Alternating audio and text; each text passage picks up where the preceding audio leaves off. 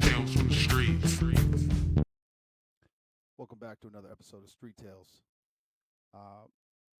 In this episode, I sat down with Mike Morgan, a 30-year law enforcement veteran that spanned from Atlanta, Georgia, back up to Suffolk County, New York. He talks about how he got into it, his upbringing, his family. He talks about the highs and lows of being in the law enforcement career. He also explores his addiction to opioids that hindered him, shall we say, and even his journey on the way out of law enforcement and how he felt the agency itself tried to kind of kick him while he was already on the way out. Throughout this episode, we love the profession. It's a brave and noble profession in law enforcement. Mike has got his own show. He's the host and owner of Resilient Warrior Nation. He's passionate with that. But we're not knocking the profession. We're just knocking the level of training and understanding that is being conveyed to the young men and women who are volunteering and raising their hand to go protect their communities all over the country. Mike is brave in the sense that he is very humble, very open, vulnerable with his journey. He talks about how the first time he actually cried on camera and how the social media world is new to him, which I fully understand. But also he's open to trying new things. Ayahuasca, he's going to be trying ibogaine, therapy, his mental health journey, his fitness journey. Mike is out here doing the Lord's work. He's trying to do his best to help young men and women, and not just in law enforcement, but also in the military, his experiences in law enforcement. Let them know that they're not alone and that it's not abnormal what you're going through, what's happening. I enjoyed my time. I learned a lot. I'm going to have him back on. He was throwing a lot of things at me, and I'm trying to get better at not asking questions before I fully thought them through. I hope you enjoy this episode. And a big shout out and a thank you to Mike, and I appreciate his time. Welcome back, everybody. Today I've got Mike Morgan, host, owner, creator, the Resilient Warrior Nation. Quick little side note, Doug White and Lil Barkowski both been on the show. We're like, you got to talk to this guy, Mike. And I never put the two together, but I was actually following Mike for quite some time, and I never put the two together just because I enjoyed the content he put out. And so then when I was like, I got to go see what this guy's doing, I was like, I'm already following what he's doing. I'm happy to have you on. It's kind of a small world for me because I'm like, I have somebody who I follow now on my show. Fantastic, brother. Thank you so much for having me. It's an honor and a pleasure. Someone recently told me, former Navy SEAL, I said, small world. He's like, nope, just big people. I'm like, I like that, brother. Hey, bro. Chris Wiley, I got to give you credit for that. Shout out, baby. Navy Museum, Michael Murphy Navy Museum in Long Island. I saw that episode as well, and I loved it. Great dude. That was the one where you did it there, right, on site? Let me see. There was one in like a big hangar. That was Jeff Gum. So his episode's going to drop. Yeah, I had like a preview. That was actually his house. Him and Taj Larson live in Fort Lauderdale on the water. That's his house? Sick house. Yeah, that's his gym. It's a converted gym. It is sweet. I thought you were like on a military base in their hangar, bro. That's his house? Well, that's his house, brother. Yeah, they're doing well. I'm trying to get to that level. Yeah. And Taj, literally, they were talking about his yacht that he just purchased because he sold one of his businesses, I guess, a couple of days before. So they were talking about the yacht arriving. I'm like, did you say yacht? Well, Jeff just started laughing. He's like, yeah, this is a serious yacht. I'm like, God bless you guys, man. Hot damn, bro. Nicest guys in the world. I love that. I love hearing that. Like, nice dudes doing good work and be successful. Do it. Yep. I love it. Helping people. We're going to get into 30-year career, Atlanta, Suffolk County. I'm very fascinated. We kind of talked a little bit offline about your mental health journey and the things that you're doing, but I'm trying not to put the cart before the horse. I just want to get into where'd you grow up? How'd you grow up? What kind of led you into the path of law enforcement? Sure. I grew up in North Belmore, Long Island, which is a suburb of... You're from New York, Bro? Yeah, that's subtle accent. Okay. I know it fools a lot of people. I need to hire a dialect coach, man. This thing is ridiculous. Coffee, car, it is ridiculous. So, we were about 45 minutes outside of Manhattan by train, South Shore on Long Island, middle-class suburbs. My dad was a fireman for the FDNY, and my mom was a secretary in the local elementary school district. I have a sister 2 years younger than I. Normal upbringing. I'll touch on it later. definitely experienced, I never had a good relationship with my father. And there was definitely more so verbal abuse than physical. We all got hit when we were kids, that We generation, did. but Yeah, we did. definitely more verbal. And it was heaped upon me. I thought it was normal, but now that I've started this healing journey and really gone introspective, I realized that it was not. We never had a relationship. I was very much into sports. So he was always hypercritical, even at sports. I mean, I made all-star team in every sport I played. We had gone to his firehouse when I was a teenager, and one of the guys that I had gotten introduced to I'd never met before, and in meeting each other, he's like, "Hey, your father talks about you all the time in sports," and I literally went, "Me?" And he's like, "Yeah." I'm like, "He talks about me?" And this guy Yeah. didn't even catch it. And, probably 14, 15 at that time, I'm like, man, he never says, never like, I'm proud of you, never any accolades to me. Yeah. And in talking to my wife, she's been in this higher consciousness thing for years. She's a life coach and very intelligent. We were talking about it one day and she's like, well, you know why that is? I'm like, no. She's like, your father was a narcissist. And by talking about you, your accolades to others, it makes him look good. I'm like, Oh, it clicked like right then and there. I'm like, wow, I never realized that. That is 100% true. yeah, And that's yeah. what it was. That's right. I just called that 70s parenting. Where Yeah. you but maybe yeah, no, I'm tracking what you're saying, but so what sports did you play? I'm interested in that. Baseball was definitely one of my big sports. Hockey was my biggest. I played Okay. throughout college, went through college, played at Hofstra. Fun fact, John Cooper, the coach of Tampa Bay Lightning, and I were teammates for 1 year. He Okay. played lacrosse at Hofstra, was a D1 lacrosse school. He exhausted 4 years of eligibility, got his master's. So although we were a club team, we played a few Division III teams. There's only Yeah. Division I and Division III in ice hockey in college. Okay. And so we were teammates for a year. He was a great guy. He was actually a really good ice hockey player. And if you remind me later, I'll tell you, I can't tell this one on the air, but just ask me about the swinger story. It's a Got it, funny got it. story. Yeah. Yeah, I'm gonna say hockey is a new thing for me. I grew up in Florida, the South. Football, basketball, baseball were like the big ones. Soccer, maybe, but lacrosse, field hockey, all these other sports, I didn't really understand that till I moved up to New England, and I was like, hockey's up there, maybe even harder than football. I don't know because they knock the shit out of each other Oh, on yeah. skates. So anyway, Yeah. tip of the cap on that one. I love All it. right. So wait, did you go to college in Hofstra? Yeah, I went to college at Hofstra. Okay. Got an accounting degree in 91. Yeah, that's what I want to touch on. Accounting Yeah. for law enforcement. Well, go ahead, continue. So I'll just lead into it. I think this was a leading question. Yeah. So I graduated, got my first job in Manhattan. First day, I'm commuting into the city on Long Island Railroad. I am flat as could be. Kind of can't figure it out. I'm like, is it the first day of the rest of my life? New career Yeah. starting. Yeah. Just embarking on new horizons. And I feel nothing. So I go in there. I'm introduced to various associates, bosses. I'm given a task about 11 a.m. And literally, next thing I know, I wake up. My head was in my hand. I'm like, whoa. I get up. I had gotten introduced. The guy that was next to me, who was kind of just above me, was not a guy that I hit it off with too well. So I go Yeah. talk to another kid in another cubicle who seemed great. I'm like, hey, bro, you like this stuff? He's like, fuck no, I hate it. I'm like, there's no way I'm sitting in a cubicle the next 30, 35 years of my life, making no difference to anyone. Yeah. No one's going to know whether I lived or died other than my close friends and family. So before lunch on my first day, I'm like, already, this career was not for me. And I just went introspective and really started thinking about what I wanted to do in my life. How old were Excuse you? me. How old were you at that point? 23. I was on a 23, 5-year okay. program for college. All right, 23. Okay. Anything in between that job and then, because you ended up going down to Georgia, which is unique to me. My experience has been people from New York stay in New York, or more specifically Long Island, whatever it is. They figure it out how to stay out there, and so you left. Yeah. A lot are leaving now, but when I was there, because it's so expensive, a lot of kids back then stayed. But Yeah. I was looking, I wanted to apply with the FBI. They were on a federal hiring freeze back in 91. I think it lasted till 97-ish. So Okay.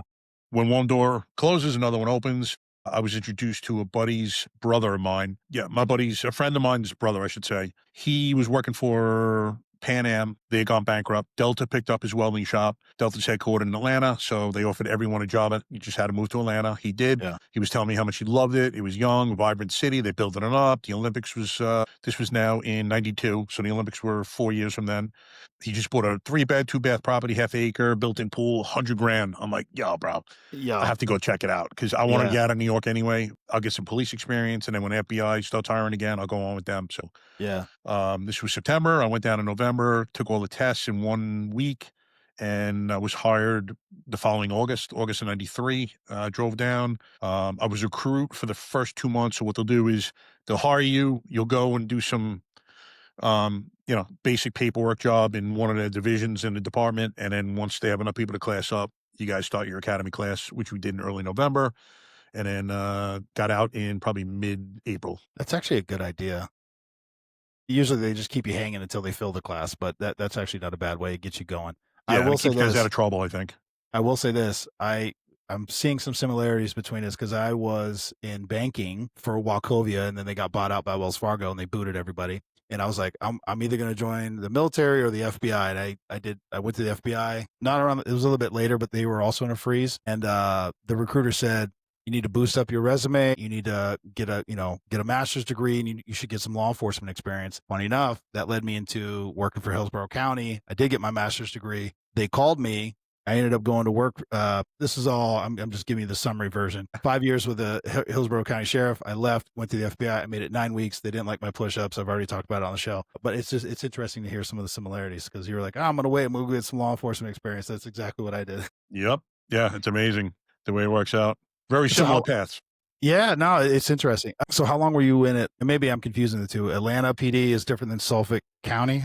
Yeah, Suffolk is back in New York. So I was Atlanta from August of 93 until on the books November of 03. I left there actually in October 03, went back to New York, and I got hired with Suffolk County PD, which looking back now, I don't know if I should have made the move. They were pretty much the highest paid job in the nation. My family was back in New York. We weren't tight by any stretch of the imagination, but I was trying to be the good son, go back by my family. I started a police fire hockey team in Georgia and Atlanta that became pretty big. We raised like 160 grand in 3 years. We had become a 501c. We had like a $40,000 a year budget.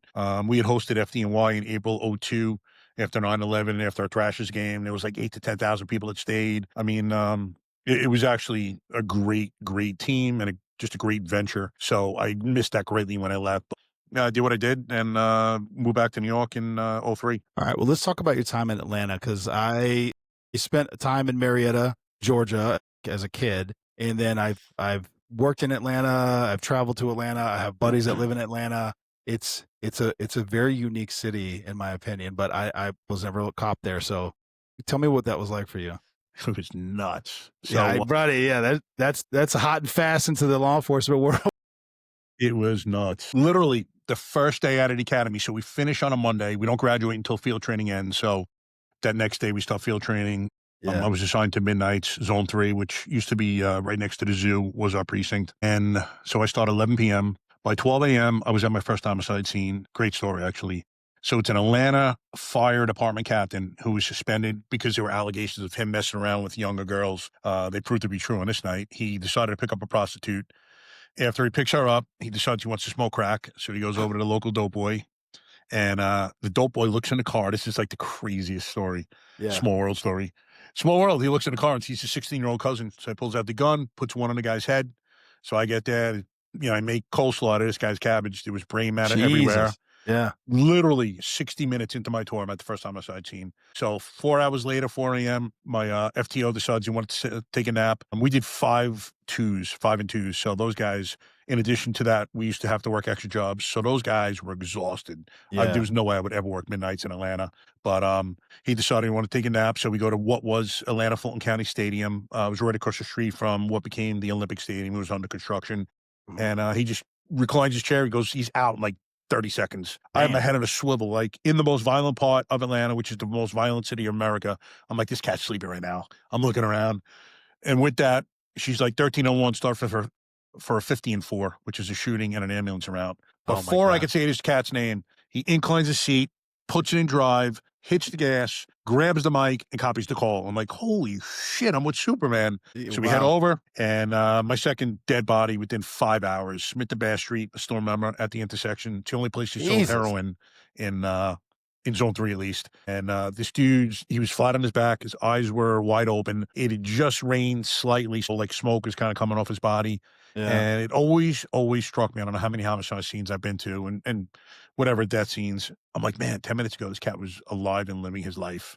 Yeah. And now he's gone forever. I don't know. It always struck me when I was looking at dead bodies. And the funny part was the name Junebug came up as a possible, as the perp. So a couple months later, we're doing something drug related and this guy's name comes up, Junebug, as a possible drug dealer. So I look at my buddy Kojo. I'm like, Koj, I go, this guy did a murder a couple months ago. It's with the best. He's like, what are you talking about? So I tell him, he's like, he just starts laughing. He had the deepest guttural laugh. I'm like, what's so funny? He's from Atlanta. He's like, Morgs, you know any guys nicknamed Junebug? I'm like, oh, really? I thought it was like, this nickname that would stick out.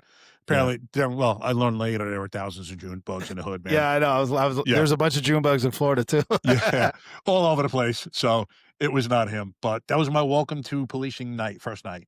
Wow. Nuts. And it only got crazier after that. It was nuts. I loved it, and I thought it was normal. It was my normal, but looking back now, in fact, I remember my cousin who used to work in the NYPD, used to work in the E3, East New York, comes on a ride along with me, and he looks at me, he's like, we're both last name Morgan. He's like, Morgs, you got to get the fuck out of here. I'm like, why? He's like, this place is nuts. I'm like, you think it's worse than the E3? He's like, E3 is like a country club compared to this, and we were single man cars. NYPD's all doubled up. So he's like, you don't even have a partner, man. I'm like, yeah, man, it is what it is. He's like, you don't even understand how crazy this is. No. But again, it was our normal. Yeah, you don't know what you don't know. Yep.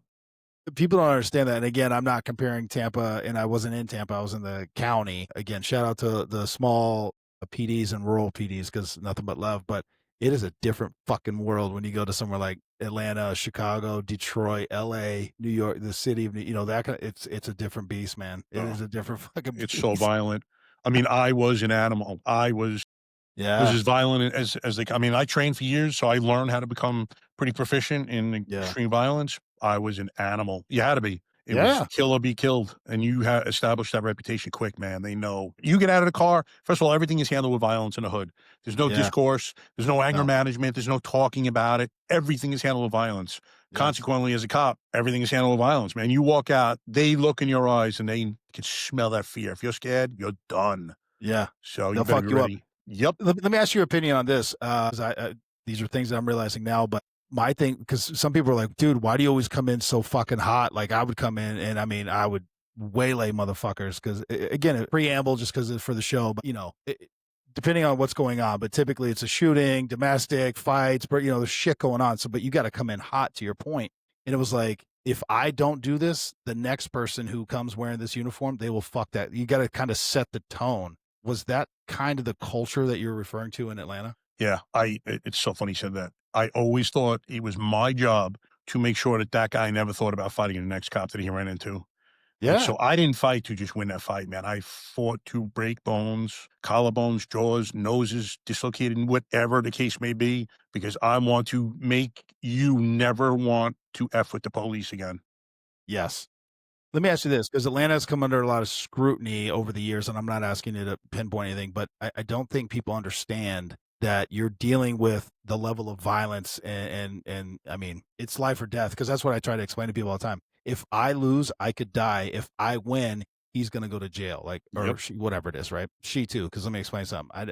When I first started, I was just like, I think I had a perception in my mind dealing with females.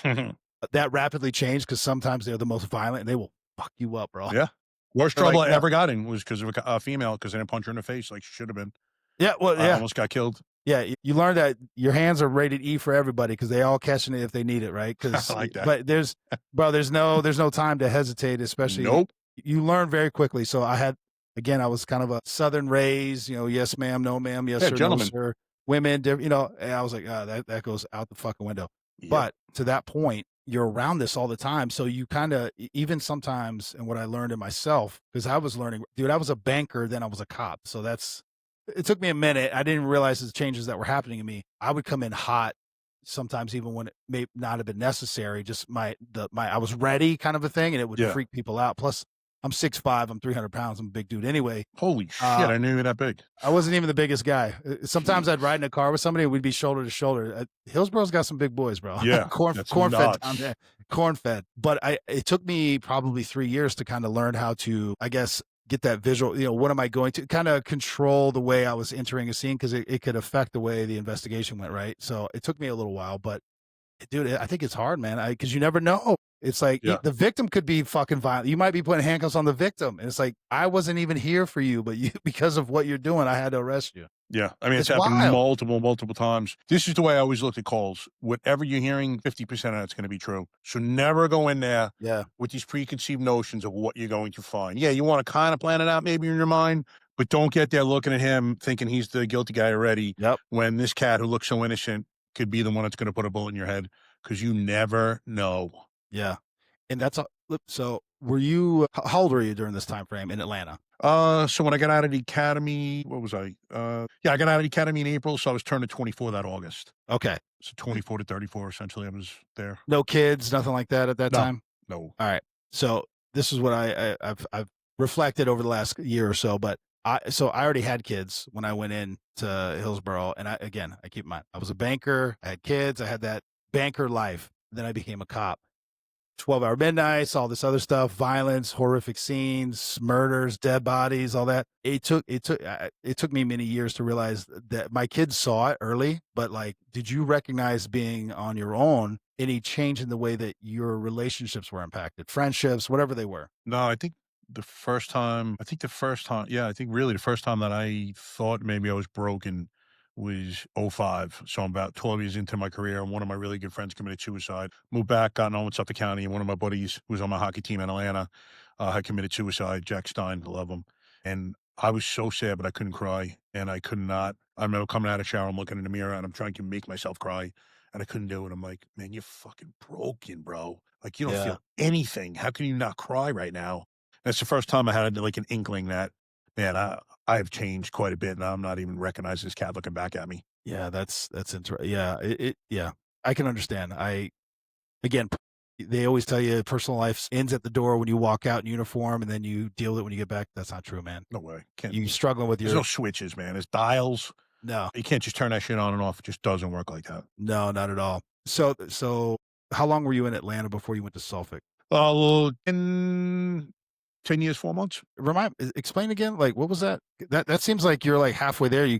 And you made the switch. You're like, I got to get out of here and go back home. Oh, bro, I would have gone. Had I had 20 and I would have left. Oh, wow. I was getting burnt out, number one. So I was looking for a change as well.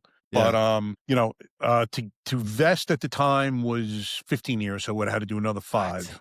And they changed, actually 6 months after I left, they changed it to 10. So 15 years is a long fucking time, bro. Yeah, 15 years is a long time. It was ridiculously long.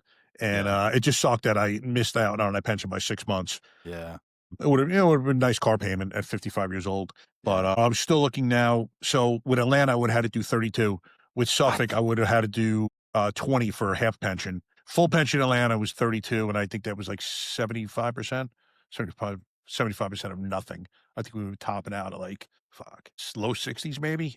But we had dude? I did not know that. Yeah, we had to raises frozen 4 times in the 10 years I was there. So I was still probably like low 40s, low to mid 40s. Extra jobs, I'm probably banging like mid 60s, and I had rent free for like 5 years, which is sweet. I lived on an estate. I had to take on motorcycle because I went to motorcycle squad. I was an elderly couple. They were rich. They wanted a cop living on the property. I got burglarized the year before. So I was Kato Caitlin. It was a sick setup. Mr. Lipson, the Lipsons, they were the best. I love them. And one day he had a stroke. So he asked me if I minded driving his rolls around town just to get it some miles. I'm like, do I mind? Nah, I'll suffer, Mr. Lipson. Yeah, I'll figure it out. I think I could do it though. Damn, bro. You're touching on another sore subject, but the pay. I don't know why I assumed Atlanta made more. I guess that seems wild. Hopefully it's gone up since you left, but that doesn't seem right. Yeah, it was horrible. Holy shit. All right. And I'm sorry, I didn't mean to skip on, but because you also we call them specialized units. You were in the motorcycle unit in Atlanta. Yes. One, what made you do that specifically? Well, canine is my first love, and that's what I wanted to go to. I had applied. You need a crane to get over there pretty much. I was on the list, but I was definitely, there was no way that I was going there anytime soon. I had a bunch of guys that I knew that were on the motorcycle squad. It was a pretty good detail. They had the best extra jobs around as well. And, we used to, they call it 10 by 8. So we'd have roll call at 3:30. So I'd be like 10 by 8. So we'd bang out 10 tickets, go chill, come back 8 o'clock, do a paperwork. I'd be home at 8:30. Sorry for blowing up. You were traffic control on a bike? That was your main. Damn. Yep. So we'd be on I-75, 85 with a laser in the left lane on that bike. It was insane how, looking back now, man, it's insane how dangerous it was. We'd be Yeah. I can't tell you how many pursuits I got in on a bike. I was chips. I can't believe we were allowed to chase cars on bikes. Well, It is so listen, dangerous. Georgia State Police, but I also always include those guys. Atlanta. I will. Go off the rails, but I don't think I would ever do it on a bike. I've Yeah. been in a few myself, but I was in a car. Yeah, I can't believe we used to be allowed. Georgia State Patrol, I fucking love those guys. We Oh, get yeah. on in a chase, we get on the interstate, but like 302 start GSP, because all you want to do is see that pit. Yeah. I don't understand how it's still allowed, man. Legally, they must get sued all the time. I don't understand. I'm assuming they're covered somehow, Yeah. Listen, or they stop. state of Florida and state of Maine, baby. You could pit the shit out of people. It was great, and I love doing it every time. I used to get chases all the time. Stolen cars and drugs are my thing. So constant pursuits. I can't Yeah. even imagine if I was allowed to pit. Yeah. Well, I don't. Yeah. I'd still be there. You'd be kicking it with your fucking motor boot. Yeah, I would never would have left if I was allowed to pit. That's fun. But we had another connection, Secret Service. You said you got to do some protection stuff with the bike. What was that like from your perspective? Yeah, I mean, it was cool. It's a whole lot of, hurry up and wait action. So, presidents, VPs, heads of state from other countries. It's funny. And you can either confirm or you're definitely going to be the voice on this one. Almost to a man, they would come over and shake every one of our hands, take pictures with us. It was always such a different dynamic between the two. And then I don't know what happens. Things happen. And then all of a sudden you're waiting and you're holding the door for 20, 30, 45 minutes, an hour, whatever it is. It's like, so they all do it. How often they do it, I don't know. I'd have to think through that one. But traffic shut. We're waiting. Yeah. Sir, we've got to go. The city is shut down while these cats are moving. People don't understand. 45 minutes later. All right, let's go. Those are brutal things. And I will say, because I loved working with the motor units and just, I love talking to those guys and hanging out with them. But in LA, they got to the point where they're like, you give us a 5-minute notice, then we'll shut it down. We're not doing it a minute before, because they're like, we're not shutting LA down for hours waiting for you. It's ridiculous, man. Yeah. People cursing, screaming, hitting horn. Yeah, pretty much. I mean, we had a dedicated SWAT team. I was thinking about that, but there was just so much arrogance in there. If they were more professional and there was more humility in the teams, I would have loved to have been that. But we were both in SOS, Special Operations section, so we worked a lot of details together. And I knew most of the guys. And I hate arrogance, and being trapped with dudes and that arrogance all day would have driven me nuts. There are a few other details that were okay, but as far as like this, motors just worked perfectly for me. And financially, it was the best as well. Went that route. When I was leaving, I was like number 2 for the canine slot, which is an EOD dog out of the airport. So I would have had to go to Lackland Air Force Base for federal certification. I would have stayed had I gotten that. No questions asked. Yeah. Didn't happen. Supposedly I was next to get called as the deadline was approached. I called my major. He's like, Morg, you're supposed to be going next, but the mayor's office could call the night before and want someone else in there. He's like, I can't promise you it. I'm like, I can't stay with that. So I ended up leaving. Dangling that carrot. Yeah. There's no way. God dang, bro. That's fucking wild. All right. I want to move to Suffolk because so I understand you wanted to go back up. You wanted to get out. Suffolk County, what was the reason you're going there specifically? So Suffolk was a lot because I was going back to my hometown, still had a lot of friends, mostly family. Quality of life was definitely going to be better on the job. Financially, they were highest paid in the nation. So when I was there in 2003, our top salary was probably just over 100, maybe like 105-ish, something like that for a PO with no OT. It's pretty damn good. Yeah. When I left, the average salary with, decent longevity was probably about 175-ish without OT. There were guys, they're lunatics. I don't know how they do it. 1,500 hours OT, they were making like high 3s, low 4s as a PO. Blood money, bro. I hear you. Yeah, I hear you. No I get it. It sounds great, but it's like, that's blood money, bro. Yeah. Literally, you're working 16-hour days, almost 7 days a week. You work 1,900 hours in a regular year, and these guys are banging out another 1,500 hours. It's insanity. Oof, that's a lot, bro. That's a lot. So how long were you in Suffolk County? So I was in Suffolk for my last 19 years. I got medically retired in 22. I was expecting to do 25 there. I was expecting to do a 35 total. And then I blew out my back in September of 20 and got retired a couple of years later after 2 back surgeries. Was it as big of a change of pace as you expected it to be from Atlanta to Suffolk? Yeah, it was.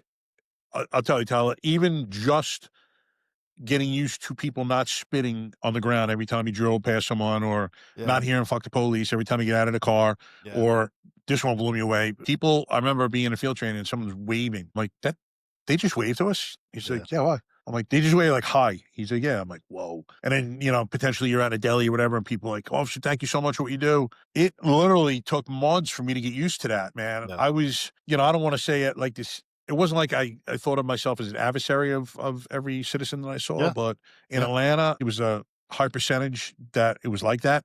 I was almost walking around in code orange Yeah. 24/7 in Atlanta, and I don't wanna say it was code white in New York, in Suffolk. Maybe, what is it, yellow's the Yeah, I got you. next shade above that? Yeah. Uh, it was a night and day. It was we have the same things in Suffolk that Atlanta's got, but Yep. the scale is so much more. It's insanity. Well, just another comparison between you and I. Hillsborough, I was very used to every time you try to pull somebody over, they're going to run or they're going to bail or all these other stuff. I go to Maine where I'm a trooper and I go to pull over a car and like 8 cars pull over. And I'm like, I get behind the one I was pulling over and the rest of them go, "Thank you, trooper. You have a great day." Like, I was like, I'm like looking around like, oh my God, this is a setup or something. And Yeah. they were just nice. Or here, I'll give you Around one. a dope. I'll give you one. I go to arrest somebody on domestic. I'm like, in troopers, you're very much by yourself. Your backup is 2 hours away, Oh, yeah. which is another shift that you had to work through. That's And right. I'm like, I gotta take you in. You gotta go to jail. He's like, dude, I understand. He put his hands behind his back and just let me handcuff him. I was like super wide, ready to go. And I'm like, what is happening? Yeah, I had Yeah. the same, experience in Suffolk. Turn around, put your hands behind your back, and they would, like, "What the hell am I missing, man?" And then you waiting for the first one to click, and then he's gonna turn around with the right hand, Yeah. but it was a different world, man. Dude, yeah. I'm like slowly going toward my taser, like waiting. Yeah, yeah, like, when's the shoe gonna drop? Yeah. Something's gonna happen here. Damn, buddy. All right. So, bro, 30 years and you have one pension? Yeah, one pension. I'm writing this down because I've heard this repeatedly. It's like we need to figure this stuff out, but I don't know. Not that I'm going to be the one to do it, but it's like that's a long time in public service, and I know it doesn't feel like it's the credit or the reward that you should get at the end of something like that. Well, you wanna hear add insult to injury, not that I'm saying that I deserve anything more than that, but as I'm leaving Suffolk, I had to go to, medical evaluation unit because Yeah, we're assigned to command. So, like, my precinct would be a command 210. I was in the second precinct. So after 30 days that I was out injured, I got transferred into the medical evaluation unit command. It just in terms of manpower, knowledge on paperwork. So yeah, now there's one less officer. If he needs more, I'm no longer there. So I had to go there to get my last year's attendance signed off on once I got approved for my medical pension.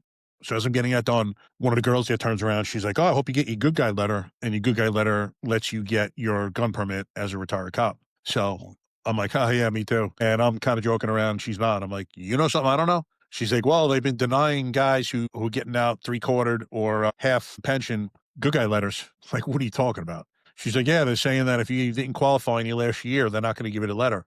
I'm like, "That letter lets me hold this for the rest of my life. Why can't I just go back and qualify now?" She's like, "Well, they're saying because you weren't ready to qualify last year, how could you be ready to qualify now if you're still injured?" I said, "I was ready if they would have, if I would have done the regular pistol course, I would have been able to do that no problem. yeah, There's yeah, certain things I cannot do, and if that was required of me, cool, I wouldn't have been able to do it." And I said, furthermore, like, if I'm getting out of the PTSD program, yeah, pension, I understand. I can't hold a weapon. But is the back injury, my neurosurgeon never said I can't fire a weapon, never yeah, can't do any of these things that I need to do for the test. So lo and behold, about 2 weeks later, pistol permits guy calls me. He's like, "Hey, brother, I just want to let you know you got rejected for your good guy letter." I'm like, "Are you fucking kidding me?" He's like, "No." And brother, it was like hurt and anger and rage all in one. Like, man, I'm yeah, walking out the door and you have to kick me in the ass with that last boot. Like, yeah, I was in good standing, had no problems with anyone. Like, it just blew me away. So, made a few phone calls, called the NRA, spoke to a few of their attorneys about suing them. Everyone's like, it's a 50-50 shot. I'm like, I don't understand this. So, how for can this this be? Yeah, yeah, for shits and giggles, we had a Suffolk County Police Department group, and I just kinda wrote what was happening to me, and next thing I know, we have, a former detective who's now a legislator. This guy's last name is Trotta. He's persona non grata in the police department, but he's like, "Hey, man, call me tomorrow and let me know what's going on." Oh, as soon as he retired, he got into like a war of words with our union, and he's been on the shit list ever since. So I'm yeah. like, "Yeah, man, I don't want to get involved with this guy." But He's the only one like willing to help me. I'm up next day, tell him what's happening. He's like, man, that's crazy. So he's like, hey, he calls me back. I spoke to Chief Waring. He had no idea what was going on. Apparently, the assistant commissioner has taken it upon herself to do this. And her name was mentioned. Lewis was last. What was her name? Roscoe, I think. Black female. I had a case, which I don't think it had affected it, but her nephew, I pulled over one day and I'm FTOing, and I was just telling the recruit, as you write these tickets, man, you better be head up, head down, head up, head down. Do not get lost in that ticket book or the computer. So with that, he's writing the ticket. These guys swap drivers. I'm like, yo, did you see that? He's like, no. I'm like, these guys are swapped. He's like, what? I'm like, yeah, they just swapped. This is what you got to be watching out for, bro. They could have popped out with a gun on you. So go back up to the car. And I didn't, it wasn't like, hey, did you guys just swap? I just went off. You stupid mother. Da, da, da. Didn't get a chance to deny it. I'm like, and it turns out this is his aunt. It's just the commissioner. I'm like, cool. I thought he was trying to intimidate me. I'm like, get her on the phone right now. I want to see what she thinks about her uncle swapping spots. Called his bluff. He's like, you just see the blood drain from his face. He's like, no, I don't want to call her. I'm like, what the hell did you tell me that for then? He's like, I just wanted you to know. I know. I said, call her, man. I want to talk to her. He's like, officer, please don't make me call her. I'm like, all right, don't call her. I don't think it ever got back to her because she did this to multiple other guys. So I think it was just her process of being a moron. And lo and behold, so this legislator said the chief's going to correct it. And a few days later, it's so funny. Instead of like rewriting what they did, he just whited out the disapproved and just checked approved and whatever. I got it. I was good to go. Pistol department guy calls me up. He's like, bro, I don't know what the hell you just did, but Chief Waring's office just walked this down and you're now approved. I'm like, yeah, bro, shit happens. God works in mysterious ways. I wasn't telling him anything. And that was that. And then Trotter, the legislator's like, hey, man, do me a favor. He's like, I need you to make a post on Facebook how I helped you.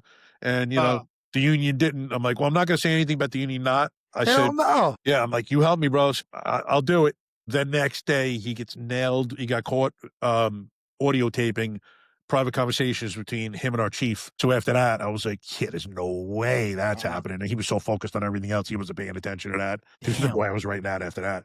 Damn. But, well, I don't want to gloss over because you brought it up at the beginning, but you were trying to go to the FBI. Yep. When did that occur? Where were you? I was in Atlanta. So that was in 98. Yeah, I just got on a motorcycle squad. All right. Took the written test in 97. I was cocky. I didn't think it was going to be difficult. I always do well on standardized tests. Failed it. It's hard as shit. Yeah, I didn't realize it was going to be like algebra and trigonometry and shit on there. Yeah, bro. It's hard. Second time around, I studied, passed. Got flown to Fort Lauderdale for a board interview with several agents. Passed that. Go take the polygraph. And failed the polygraph. I didn't even lie. I popped on, did you ever sell drugs? And as I was telling you, was hanging out with a buddy of mine in 9th grade. He was selling dime bags of weed to the neighborhood kids. I was with him a bunch of times, but I never touched the money or the weed. I admitted to smoking weed, in junior high and high school a few times. And that was the extent of my drug use. So I'm like, I told the guy, I'm like, this is why I hate polygraphs. You guys are losing a great candidate. And I did not lie. Meanwhile, my former partner in Atlanta, was in rehab at 16 when he took the Atlanta polygraph, told me never did a drug in his life, passes with flying colors. Yeah. Amazing.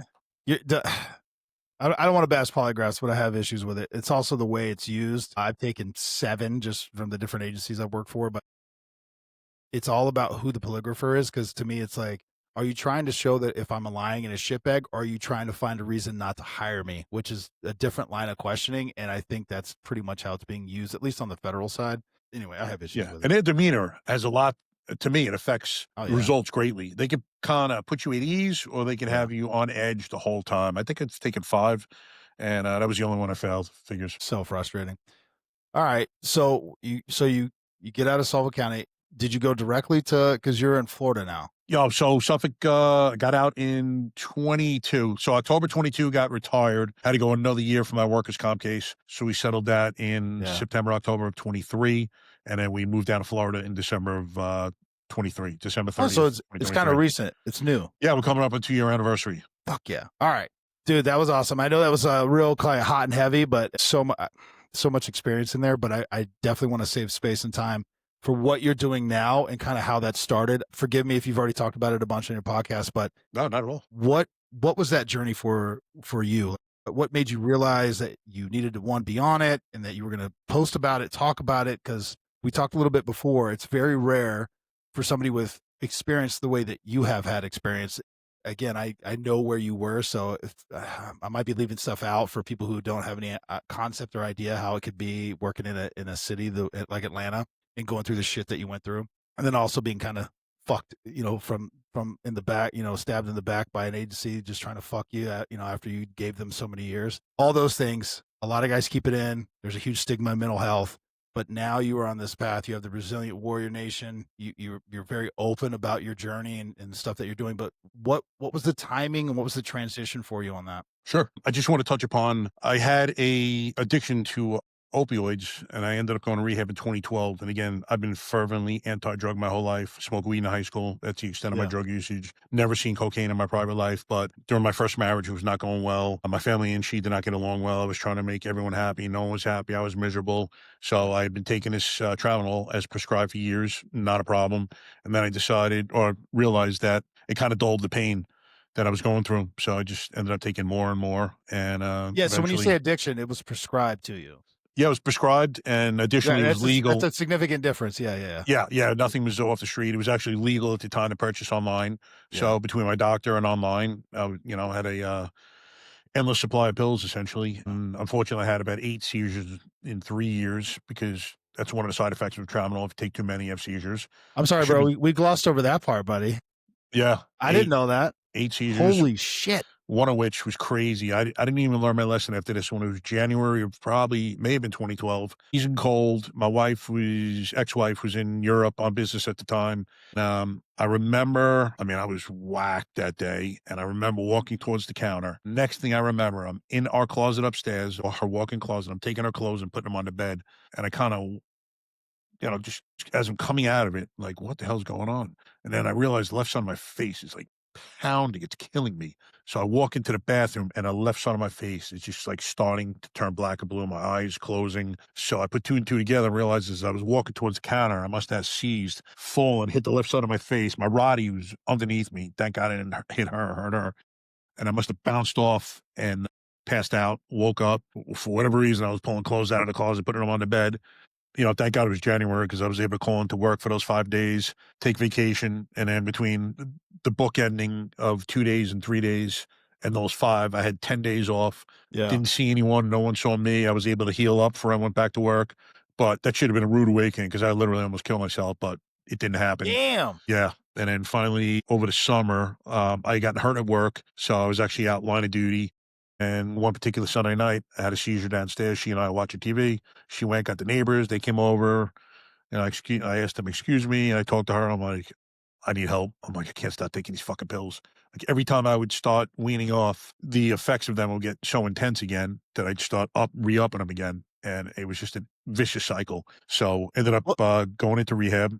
I was there for 12 days because I was taking so many. Initially, I wanted to do an outpatient, but they're like, you're taking so many. We need to wean you off this medicine carefully. Yeah. And did 12 days inpatient. And then I think it was a 3 or 4 month program outpatient. Successfully completed that. I was done. Yeah. I remember I got out of rehab Labor Day. And then I think so pretty much it was towards the end of 2012 that I completed that outpatient. And I was talking to a buddy of mine in December, Craig Capolino. I love this guy. He says it's passed. He's a former NYPD detective, and we were in the Suffolk County Police Academy together. He had contracted a rare form of cancer from 9/11, and it was terminal. He knew. We spoke openly and frankly about it. And one day I'm talking to him in December, and I'm crying as we were talking. So I hit mute, and I don't know why I didn't hang up the phone, to be honest with you. He got finished. I didn't say anything. He was asking for me. I hit on mute, and he could hear him crying. He's like, Michael, what's wrong? So I'm like, bro, I'm a fucking piece of shit. I'm like, I'm throwing my life away, isolating in my basement, taking pills, and all you're doing is asking for more time on this earth. I'm like, I feel like the biggest piece of shit. Interesting. And he's like, no, bro. He's like, you're not a piece of shit. He's like, you clean? I'm like, absolutely. He's like, then stop that, man. Stop beating yourself over it. He's up about it. He's like, it's something you did. It's not you. And I was like, I love you, bro. And it was so hard for me to say at that point. And I'm like, I promise you, I will lead a productive life for both of us, but I'm not going to waste any more of it, especially for you. And he's like, thank you, man. I appreciate that. He said something that day that blew me away. He was like talking about his cancer, and he's like, Mike, I never asked why me. He's like, why not me? Who the fuck am I? I'm nothing special. And I was like, bro, that's one of the most That's powerful things I've ever heard someone say in my fucking life. a ballsy way to say that, man. Yeah. And that Fuck, will dude. always stay with me. Jesus, bro. Yeah, So that was that for you I guess they call it rock bottom or the shift or what? no, I'd already gotten, I had gotten out of rehab September. This is December. So I'm already Okay. clean, but, you know, You're when still going talking through to it. him, the Yeah. feelings came up, and I was I just, got you. you know, I was just so upset about what I've been doing and seeing this poor guy just wants another day. Yeah. And I realized, so it was just not a come to Jesus moment, but, you know, Yeah. really truly enforced the fact that I am going to do something with my life. Not that I was wasting it, but, Yeah. you know, at the time doing that shit, I was. I understand. So now I'll fast forward to, Okay. I was on for probably 12 years, and then probably abusing so it for then when 3, do you feel that you felt like you were started abusing it? probably Out of 3 years, probably the last 20. 3 years? Yeah, '09 to 12. Did you realize you were doing it in the Oh, yeah, moment? I knew it. Yeah, Well, I knew I was addicted. You know, I think one night FedEx missed a delivery, so I didn't have any pills that night. Man, I started oh, DTing. Holy shit. it's that When you hear fast. these yeah, because I was taking so many. Oh, okay. You are crawling out of your skin. I literally couldn't stand, like, I was flipping over the bed. Just it was constant movement. It's like a crackhead. I'm like watching it Yeah. happen. I'm like, I can't believe this. I'm literally like a crackhead. And I don't know how I didn't wake my ex-wife up, but it only happened once that I didn't have any, thank Yeah, yeah. God. But, you know, I'm like, man, I'm addicted to this shit. And I knew, you know, I think I tried to downplay it in my mind because I'm like, it's legal. Anyone can buy it online. You know, it's not Yeah, that yeah. bad. I'd never go get it on the street or anything like that. But it was an addiction, and it was drugs. Interesting. Whatever I was, you know, however I was bargaining myself was total bullshit. And I knew it. See, dude, I appreciate you sharing that, man. Because that is a unique point. It's legal. You're prescribed it. You had a reason for taking it, but then you, in and of yourself, realized that this is a fucking problem. 100%. Damn, dude. I also didn't realize the side effects were seizures, bro. Jesus Christ. Yeah, not just this one in particular for whatever reason. It's a Yeah. synthetic codeine. I don't know why this one and not like Vicodin, but Yeah. you know, the chemical makeup is responsible for that. So, Shit. All right. Well, I appreciate yeah. you sharing that. But yeah, I do want to shift. So when did you get off that? I'm sorry. That was in September of 2012. I got out of rehab. And then you got out of, you moved in 2023. Yes, down to Florida. All right. So you would ask now me we're- about Yeah. the when I knew kind of things were going on. Yeah. I just wanted to just put that in there just so people knew that in case No, I they don't appreciate it. want I to didn't talk know about it, they that. can contact me. Yeah, I try to be as open as possible because there are a ton of men and women who are going through it right now. So if anyone ever wants to talk about I'm a substance sorry. abuse issue, Yeah, I don't mean to interrupt you and keep talking over you, Oh, but no. we were talking before, and we were talking just again. We're not shitting on the profession or agencies as far as with the profession itself, but it's just the preparation and the lack of some training and understanding of what you're going to go through. But to that point, what I'm trying to get to is a lot of agencies don't give a shit how much you drink as long as it doesn't affect the job. We're not talking criminality here. Don't Yeah. show up to work drunk, but if you go home and you kill a bottle every night, they don't care. How many divorces you go through to I mean, I've seen it, you know, hey, I'm on my 5th divorce, and it's almost like a Edge of honor. yeah, it's weird. Yeah, it's very warped. I haven't talked to my kids in 10 years. Like it just seems like, it's all part of the job. It is what it is. Well, you know, you're in a group of whatever. And I'm like, but if you go to therapy or you admit you have a problem, it's almost like they side eye you. So Exactly. I want to just touch on that in relation to what you're talking about, because a lot of cops do self-medicate. And especially when you're working weird hours, I mean, I can speak for myself. You're working from 6 at night till 6 in the morning, and that's your evening. So you're having a drink or two at 6, 7 o'clock in the morning before you go to bed. You see what I mean? Like, Yep. throws your whole norms go out the fucking window. You're not just having a drink with the buddies. You're just having a drink alone at home at 6 in the fucking morning. It's not healthy by any stretch. No. Let alone all the other stuff that we're going to get into, but the working out, the diet, the nutrition, all this other stuff. But I just wanted to kind of highlight that in that moment. Yeah, absolutely. I mean, it throws off everything. There's no yin and I think we all say yang, but I saw something the other day. I think it's yang, but it throws you yin and, I'm still going to say yang. It throws you yin and yang off. There's no synchronicity in your life whatsoever. And it's horrendous. Not to mention it crushes your relationships that you're trying to have as well. Yeah. There is nothing advantageous about using any substance. It's Not at never all. going to be something that's good. It's going to be highlighted in your life. Yeah. For sure. All right. Sorry. I apologize. Yeah, for that. not So at now all. we're back in Florida, baby. All right. So when did I essentially notice something was going on? I would say, so I got hurt in September of 20. I got retired in September of 22, and then a workers' comp case the following year. So from 20 to 23, I'm not allowed to work. I'm not allowed to volunteer. I'm not allowed to go to the gym. I built one in my house, but essentially not allowed to do that. The department's got a unit that follows guys and girls who are long-term line of duty to make sure, they'll record you, make sure you're not doing things you shouldn't be doing. They'll record you getting in your car too smoothly and present that as evidence at trial to be like, see, he doesn't have whatever he said he has, or he wouldn't be able to get in the car that smooth. So you're definitely on edge. But as time's going on, I'm starting to get feelings of anger, rage. I got all this time to think now. Depression, maybe. Definitely not waking up happy every day. I'm usually joking around and just, very easygoing in many respects. I was not that. I wake up feeling good, but a negative thought would put me in this cycle. And for the rest of the day, I'm kind of in this vicious cycle.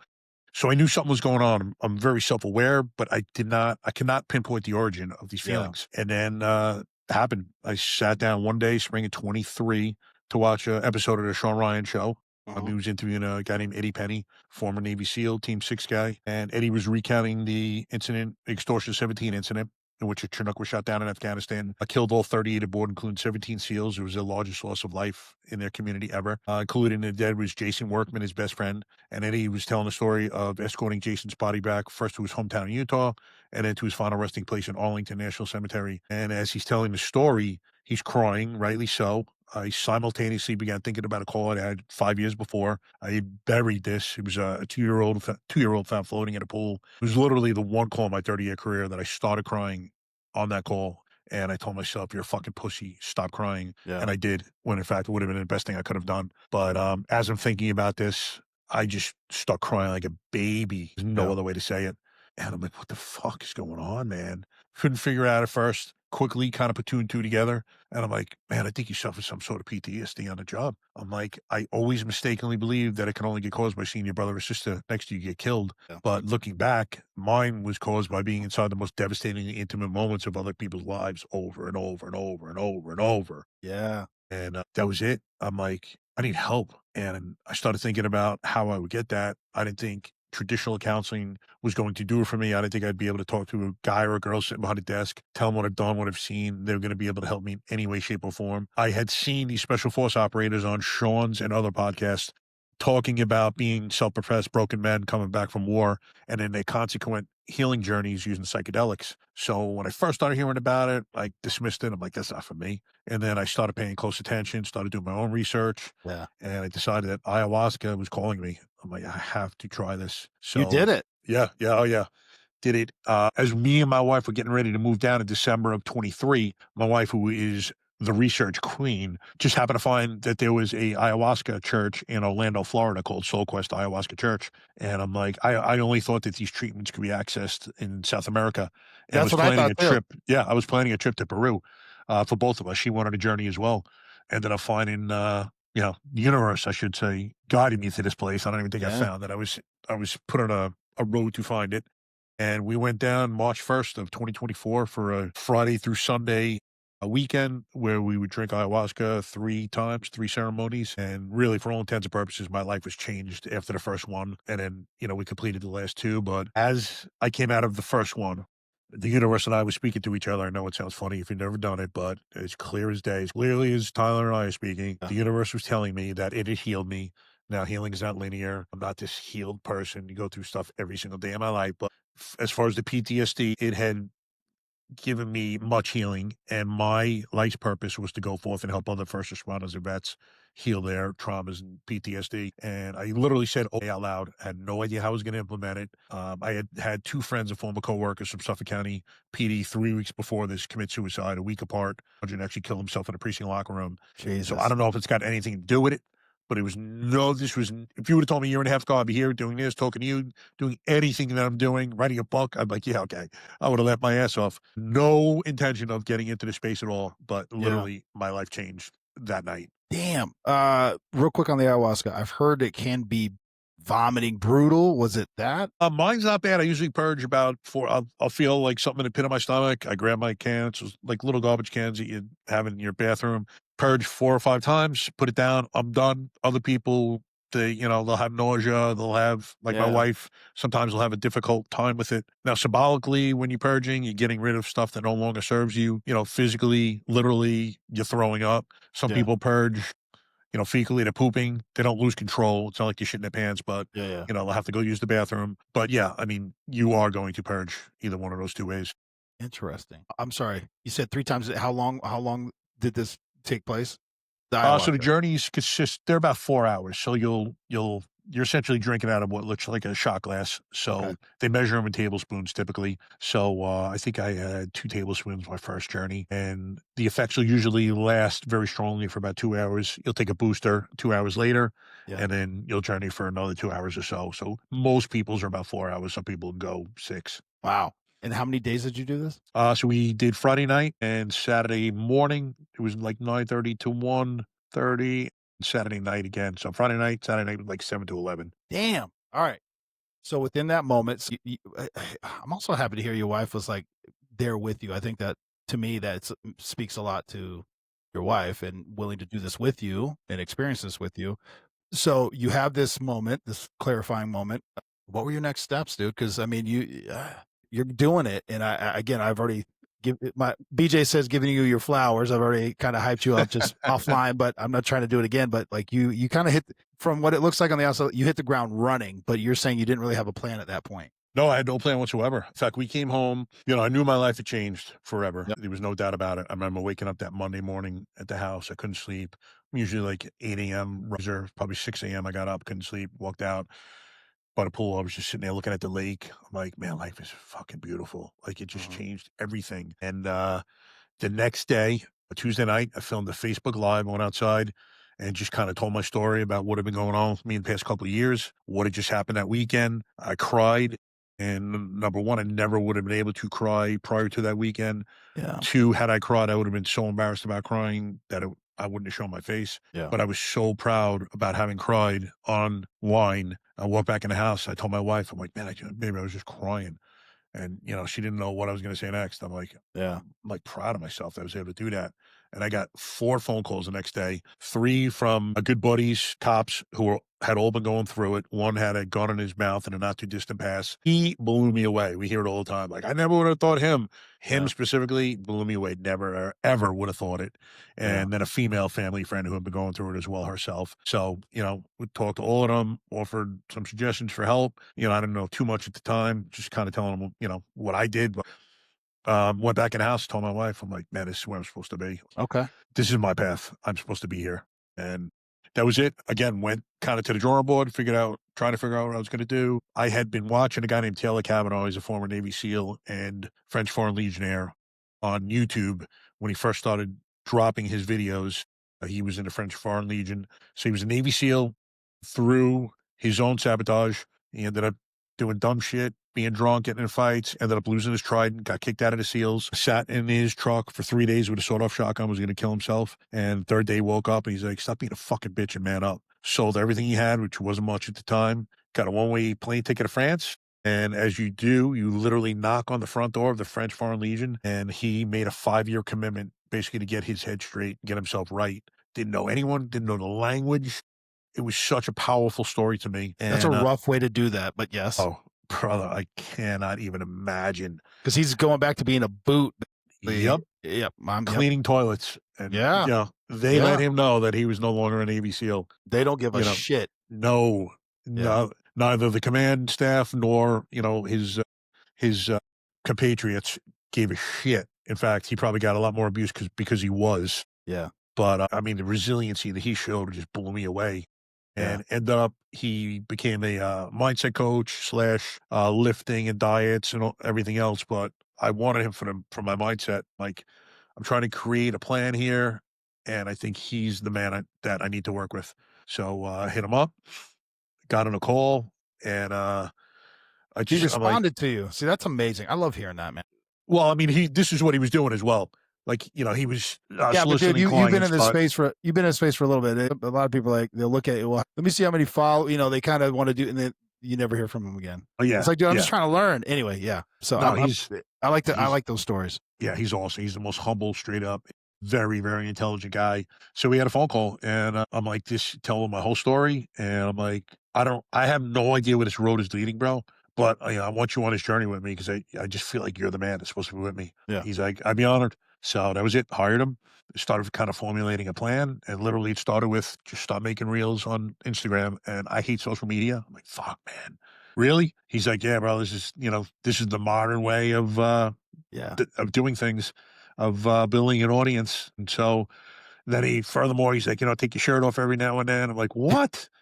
I'm like the most humble guy in the world, man. And he had to talk me into doing that. He's like, only wear tank tops. I'm like, dude, I'm gonna look like such a dick. He's like, trust me, man. He's like, you come off genuine, man. People are gonna listen to your message, but they're gonna pay attention because the way you look. So I'm like, all right. So just started. I had 160 followers. They were all friends. That was it. Yeah. And it just started posting reels, stories. Literally, my most authentic self. I cried at the end of my mom's life. We became estranged due to my evil ex-sister. I was talking all about that openly. I was being vulnerable, and that's the greatest gift this medicine has given me. Yeah. And through that vulnerability, I was just having guys contact me because they realized there was no pretense. I wasn't trying to do this for money or likes or anything. I was just trying to help. Yeah. And it was amazing the feedback I was getting. It just one thing, I just started getting followers. Now I've been doing this like, I don't know, a little over a year and a half. I'm over 17,000 now. Not that it means anything, but my message resonates. And, I think people see that I'm authentic, and that's why they follow and they listen to me. As we're coming up with a plan, I said, listen, man, I go, I want to do for other people what Sean Ryan did for me. Yeah. I want to start a podcast. And he said, great idea. So he ended up being my first guest. It was either January or like the very last week of last December that my first episode came out. It's called The Resilient Warrior Nation. And essentially, I bring on ordinary people who have extraordinary stories. And, we talk in depth about their lowest of lows, because my hope is that men and women are going through it are going to identify with them. They're going to see that they can heal. I want them to get inspired. I want them to see that there's hope. There's nothing different between us and them. We're all the same, literally. I want people to see that they're not alone. That's the funniest part about this, is as we're going through, we all think we're alone. That is, You feel alone. it's the most ironic thing, but there are millions who are going through the same exact thing. You get a room of cops, and one guy gets up there and just decides to be his authentic self. And if he was to say, guys, I'm going through this, how many hands would be raised, or people will pull him aside. Maybe they wouldn't do it in front of everyone else, but like, bro, I'm going through the same thing. Like, it is an epidemic.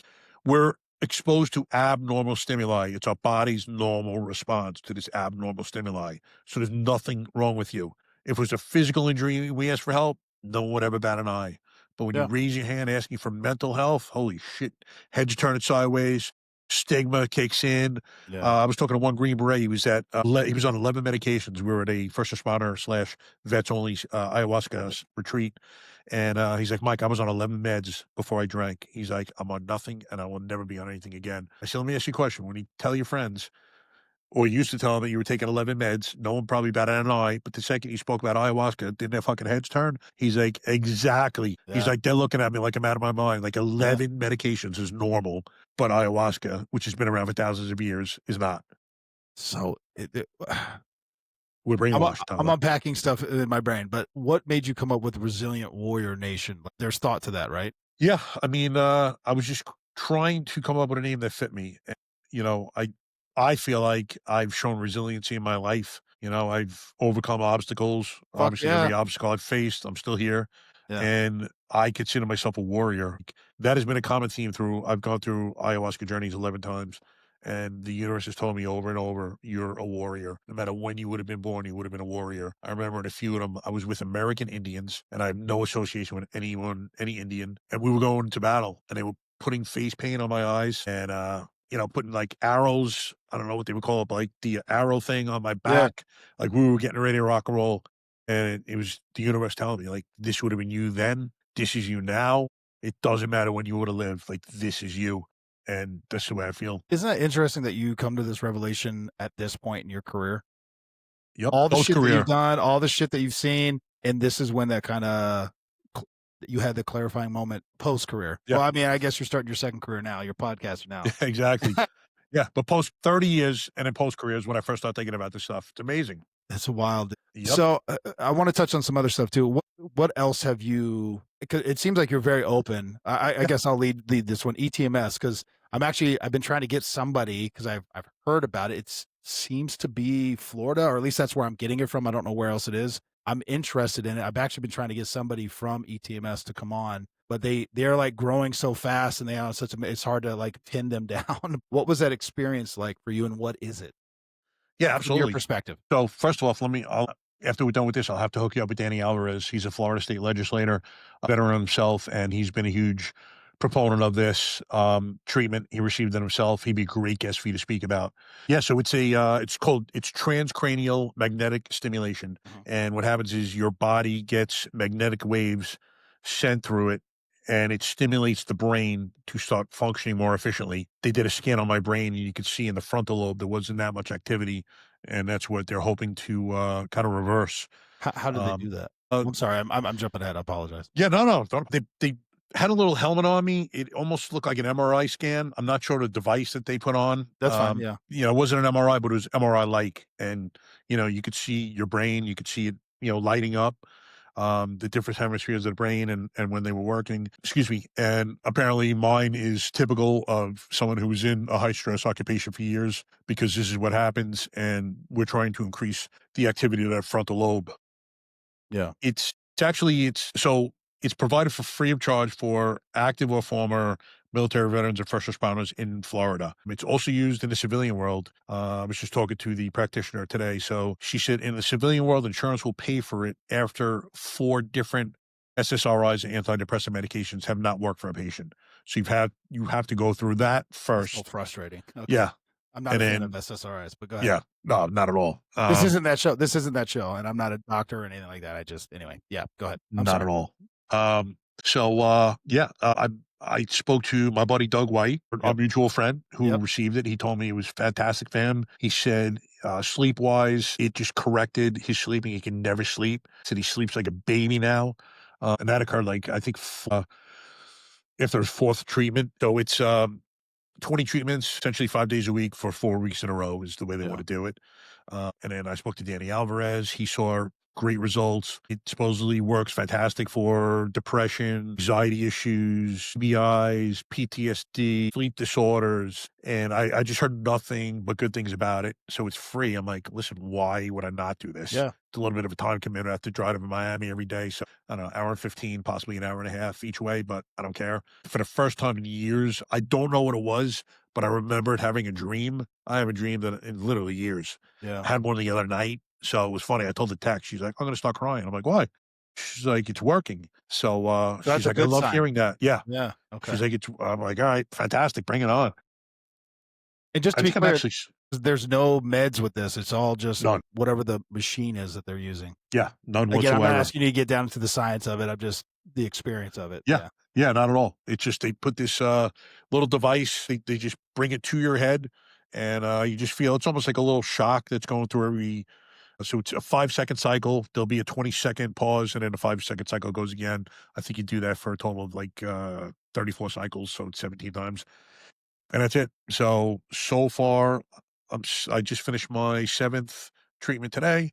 I think maybe I'm sleeping a little bit sounder. Now, I take an edible to sleep at night. I tried cutting it in half the other night. I couldn't fall asleep, so I finished it. But my goal is to not need an edible every night.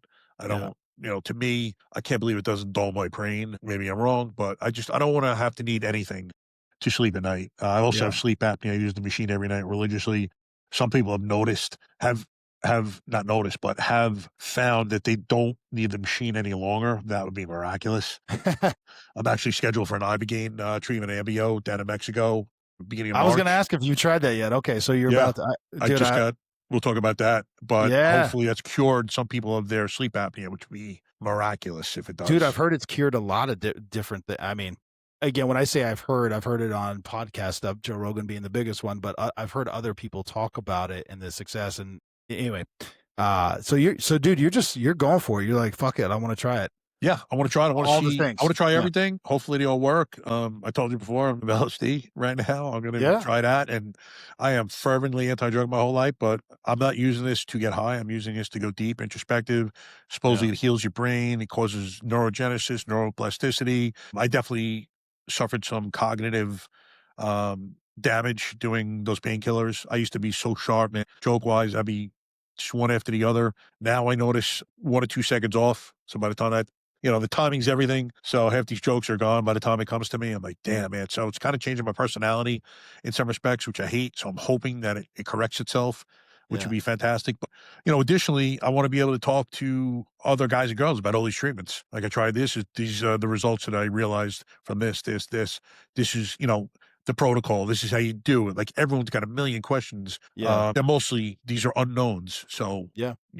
what do we know? We're just, law enforcement or cops, whatever, firemen. We don't know these things. So I want to be able to answer these questions. Yeah, just to kind of not bring the energy down, there's somewhere between 700 and 900 suicides in the profession a year, first responders as a whole, and a lot of those, as I'm sure don't get written up that way because they try to help them save their save face, save their pension, save life Yep. insurance, whatever. They'll say it was a accidental discharge or whatever. So the numbers are even higher.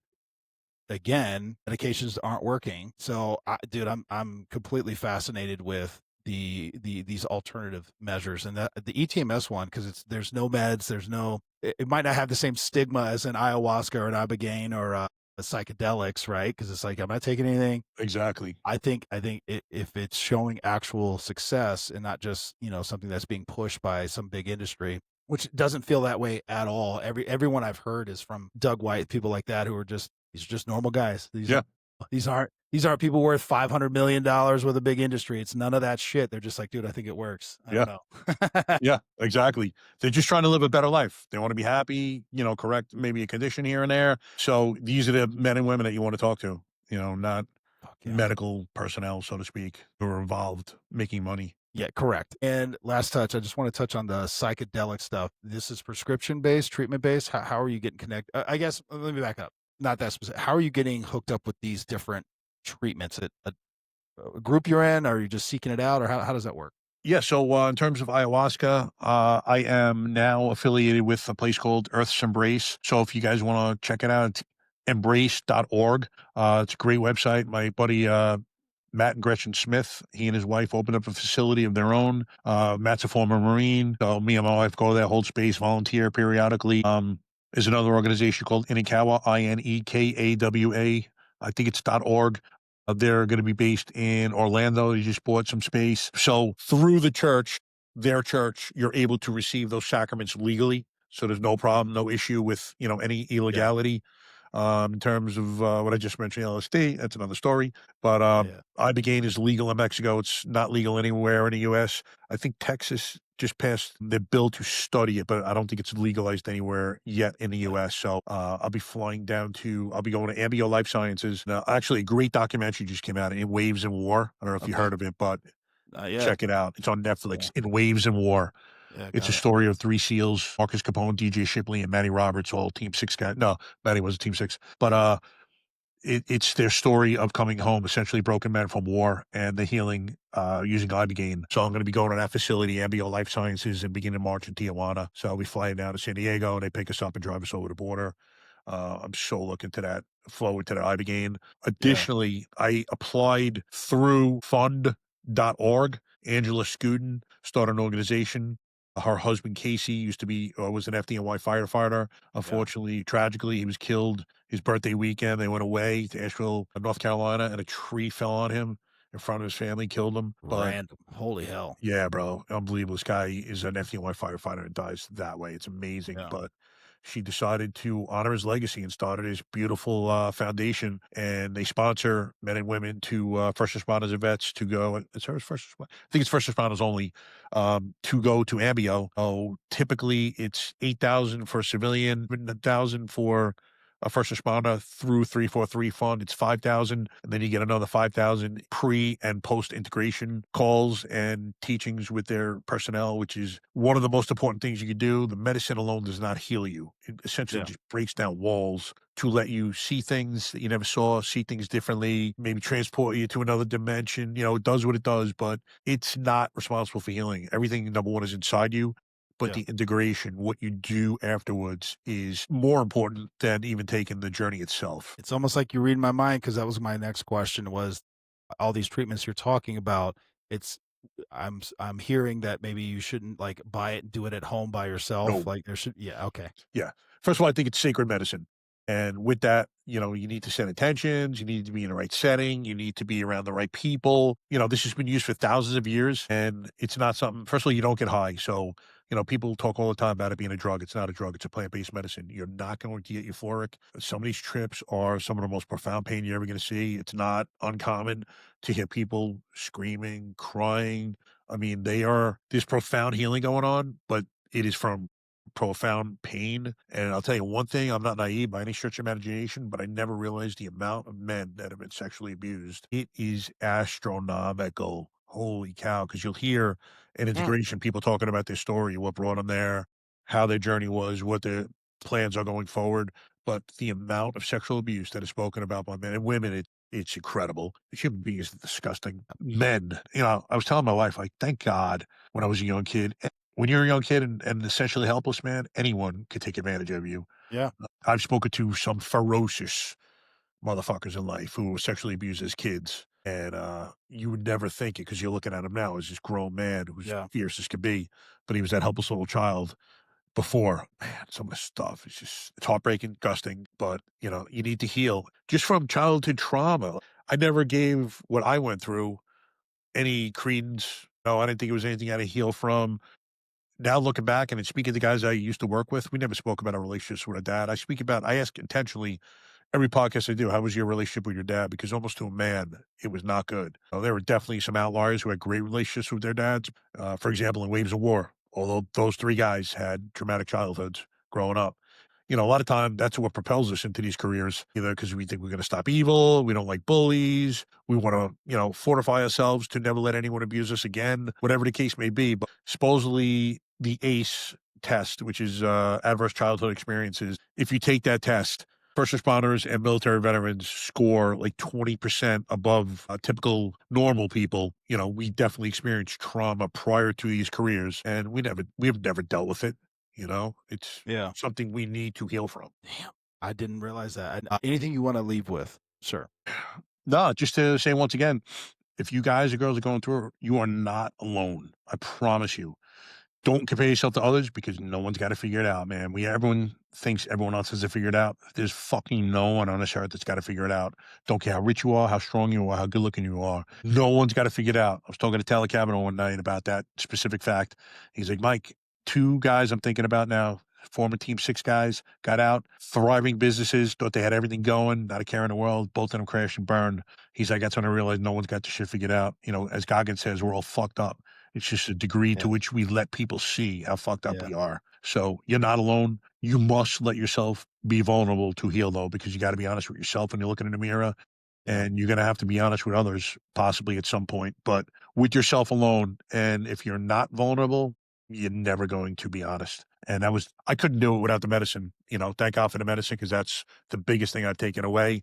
And I will carry that vulnerability with me. To me, it's like the greatest gift that the universe has given me, that I'm able to now be vulnerable and speak with other men to show that I don't compare myself to him in any stretch, any way or form, but I want to do for others what Eddie Penny did for me. And that subconsciously I'm watching this warrior speak and I was given permission to cry.